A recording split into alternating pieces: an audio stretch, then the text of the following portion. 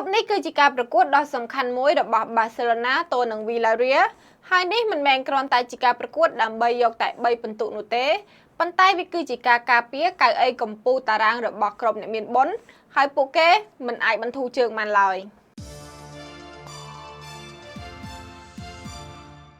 សម្រាប់ក្រុម Barcelona នៅពេលនេះមិនត្រូវការពារថាស្មើឬចាញ់នោះឡើយដើម្បីបន្តគ្រប់គ្រងតំណែងជាក្រុមកំពូលតារាង La Liga ពួកគេមានផ្លូវតែមួយគត់គឺត្រូវតែបំបាក់ Villarreal ឲ្យខានតែបានក្រុមរបស់លោក Hansi Flick មានសម្ពាធពីក្រោយដ៏ធំដោយគូប្រជែងយូរឆ្នាំរបស់ពួកគេគឺ Real Madrid កំពុងតែរងចាំនៅពីក្រោយខ្នងឲ្យតែ Barcelona ផ្លត់ស្នៀតពួកគេនឹងឆក់យកតំណែងលេខ1មកវិញភ្លាមគេជឿថា Barcelona នឹងប្រើប្រាស់គ្រប់យុទ្ធសាស្ត្រនិងកម្លាំងដើម្បីបង្ហាញថាមាននរណាម្នាក់អាចដណ្ដើមជ័យជំនះនេះពីពួកគេបានឡើយទោះជាយ៉ាងណាក៏ដោយ Villarreal គឺជាក្រុមដែលអាចបង្កការភ្ញាក់ផ្អើលដល់ក្រុមធំៗផងដែរហើយពួកគេអាចឆ្លៀតឱកាសនេះដើម្បីផ្ដួល Barcelona ឲ្យបានពួកគេមកទីនេះដើម្បីបំបាក់អំនួតរបស់ Barcelona និងធ្វើឲ្យកក្រើកតារាង La Liga ផងដែរ Barcelona ត្រូវការតារាឆ្នាំរបស់ខ្លួនបញ្ចេញឲ្យអស់ពីសមត្ថភាពដើម្បីសុទ្ធបំផោងសំណាញ់ទីនិងធ្វើឲ្យអ្នករិះគន់ពួកគេបានភ្លឺភ្នែកតើ Barcelona អាចទម្លុះរបាំងការពាររបស់ Villarreal បានដែរឬទេ